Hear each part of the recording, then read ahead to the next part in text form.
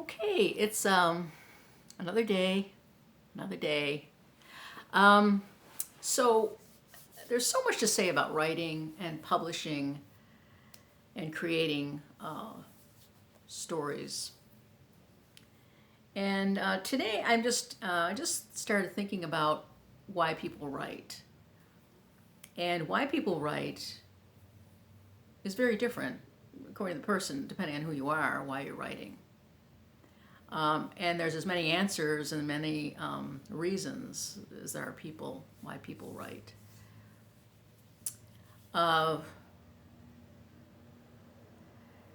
People have different interests, and some people love reading and they have favorite authors and they want to throw their hat into the ring.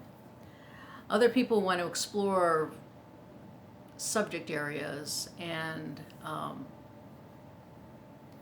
uh, learn about human nature.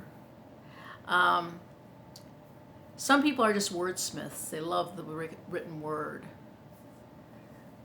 Some people have issues that they just want to work out, in their writing and their stories. There's many reasons to write, and they're all admirable, and they all, if they get you going and get you writing, that's wonderful. The next question is, or the next point of writing is, who's going to read your writing? Is it just a singular act that you do, or do you want to put your work out there? And that again is different. Some people, I think, probably work quietly away in their house, writing a memoir or writing fiction, and there's just something that they do, that they are drawn to do, and they don't expect to actually publish their work necessarily. Then there are those people that want to publish their work. Now, years ago, the the options were where you could self-publish. It would cost you quite a bit of money because you'd have to make large runs, make a lot of books, and it would cost thousands and thousands of dollars.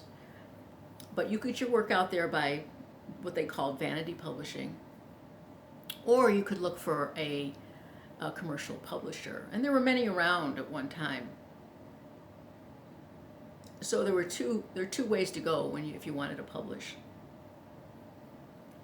Nowadays, because of technology, publishing has changed dramatically, and now the choice is for many writers. There's one choice: do I want to publish? Do I want to put my work out there? And then the question is, should I look for a commercial publisher or should I publish myself? For those people that just want to write on their own and not necessarily deal with publishing and publishing their work and opening it up to the masses, then that's fine. So you still can learn a lot about writing.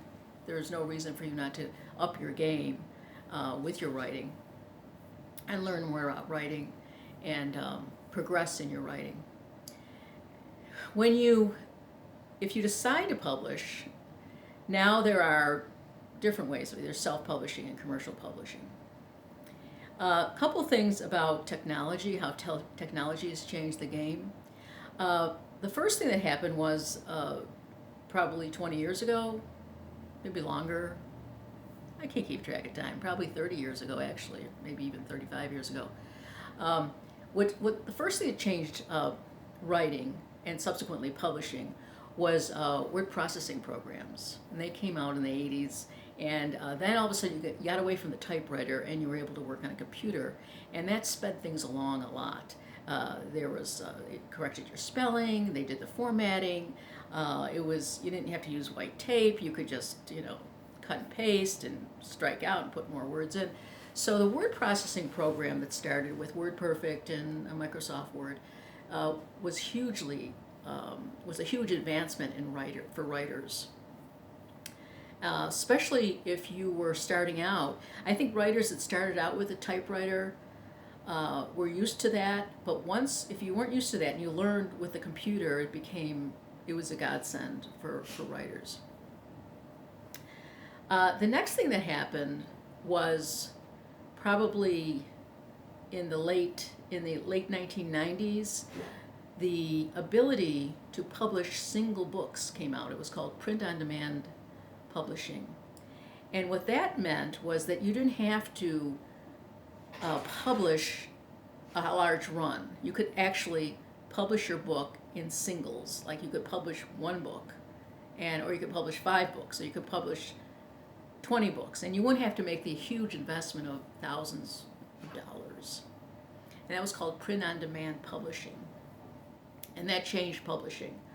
And it opened it up for a lot of writers who were wanted to publish their work, but didn't have the money to spend thousands of dollars.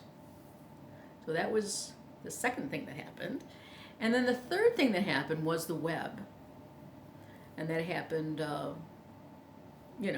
long it's been going on, a good over 20 years probably.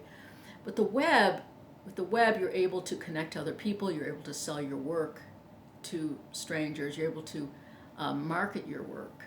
So then all these changes, dramatic changes, allowed a person like myself, living in the middle of nowhere, to publish my work and get it out there if I chose to publish. And that's what I've been doing since 2003. Now, with self-publishing, if you decide to self-publish, comes a lot of responsibility, because then not only are you a writer, but you become a publisher. And that's quite literally, you become a publisher. You have to, you have to come up with a cover, or else pay someone to do it. You have to be your own editor, and there's levels of editing that you have to learn and be comfortable with. And then you have to market your stuff. So when you're self-publishing, which is very attractive because anyone can do it, there is you have to learn about the publishing industry. Not just the writing industry, but the publishing industry. So it's a lot of work. But I believe you become a better writer because of it. Now,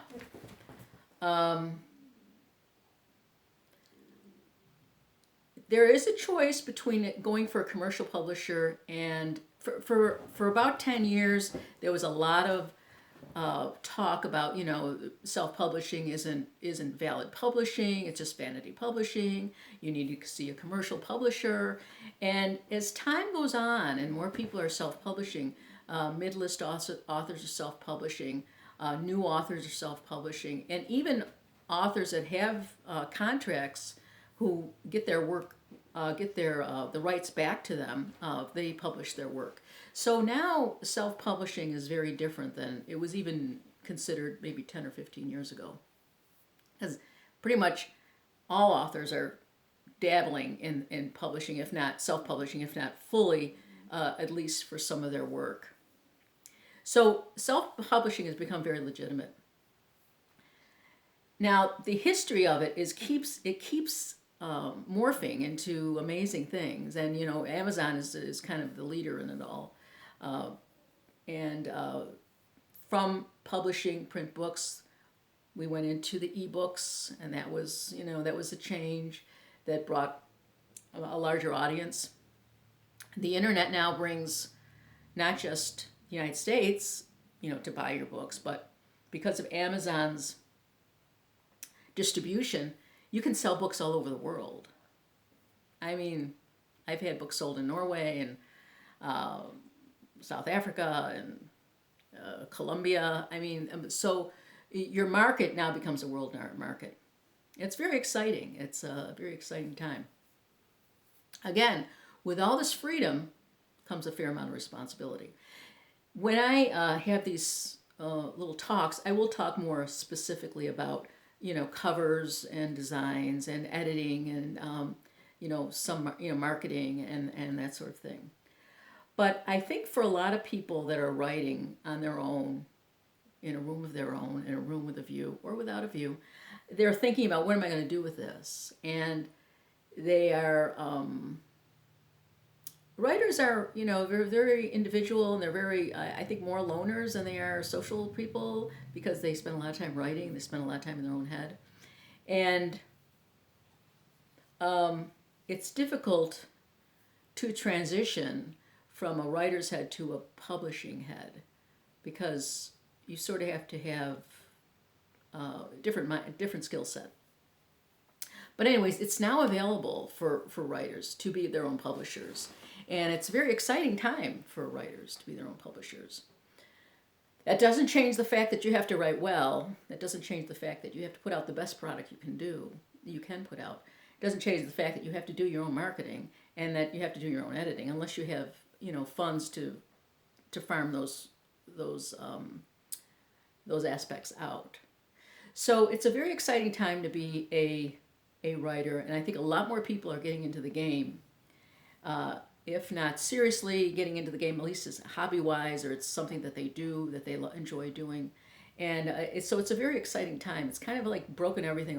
It's broken everything apart, and so I want to encourage people, if they are writing, that that publishing is always an option. It wasn't always an option. 20 years ago, it wasn't an option. It was you had to know someone in the publishing industry, or you needed a lot of money to self-publish. But publishing now is an option for all of us, and that's exciting when you think about writing. Now the thing is, people will going to have to find readers, and you're going to have to get people to read your book and hopefully like your book. So there's added pressure, because you're going to get, people leave reviews, and they're going to be, some people may not like your book, may not like your writing, and so you're kind of opening yourself up to criticism and to disappointment, because you're putting your work out there. But I have to say, being a self-published writer since 2003, it's been very exciting for me. I've loved it all. It's been disappointing at times, but for the most part, I'm really happy I did it. And the self-published writers, I mostly work with self-published writers, they're also very happy that they took that step. So my series will be about writing, but also be about publishing, because it's part and parcel of the whole thing. It's a whole ball of wax. It's exciting to do something, have control of something, and then make it what you want it to be and put it out there. There's downsides. I mean, there's wonderful things if you find a commercial publisher for your work, because you hand it over to them, and they will do the cover, and they will do the editing, and they will do the marketing, possibly some of it, and you will get money. You will get an upfront payment. The thing about it, though, that they don't talk about, there are downsides to getting a commercial publisher, and you do lose control of your product, and you do what they want you to do. I mean, eventually, they're going to want they know the market, they know who they want to sell to, they know what they kind of like. So there's some, guidelines, there's some restrictions. If you're a really creative person and you want to do it all yourself, self-publishing is definitely the way to go. Over the years, I've done many writers groups and conferences, and I've talked to many people, a wide range of people that have self-published and people that have commercially published. And it's interesting to see the attitudes of both. And the people that are commercially published, the ones I knew, felt very entitled in a lot of ways. And then they would complain about their publishers, and they would kind of laugh at getting $10,000 check for not doing anything, because they just kind of kept them on hold. I was not impressed by the commercially published authors that I met. I'm sure there's wonderful ones out there, but I was not impressed. And then I've commercial publishers, commercial writers that I've also spoke with, they said, "Why do you self-publish? I would never do that kind of work. I would never do that much work." In other words, they kind of, they do the writing, and then it's a product that they just kind of farm off, and the other person does all the other stuff, and does the hard, some of the difficult work of packaging and marketing. But just as self-publishing has changed, so has commercial publishing changed. A lot of times, a lot of your marketing still has to be done by you, even though you have a publisher. And there's different kinds of publishers as well. There's the commercial publisher that's the large one, and then there's the commercial publisher that's a small one. And with both those, you lose your you lose a lot of your ownership of the product. Now, obviously, I have. I mean, I had was one book of mine was commercially published, and it was a fine experience, but it really didn't do well. It wasn't really marketed well. I had no control over it. I didn't know how many books were selling. I didn't know, I still, if I wanted to sell that book, I had to buy the book, and I didn't have any control. Where if I had published that book myself, which I could do now, I'd have a lot more control of the product and of the marketing. Now, there's a big difference between a small publisher and a large publisher. But large publishers, getting a large publisher, a commercial publisher, is not a panacea. But it's something you have to weigh. Every writer has to weigh it. The number one thing is you have to have a book. So you have to write a book before you can do anything else. So I will talk more about writing. But publishing, I think, is always a question that we have, a question that we must consider before we, as we write, as we publish, what the plan is for the book. So I think I'll end it right now because I have a problem. Hey, have a great day. I'll be in touch.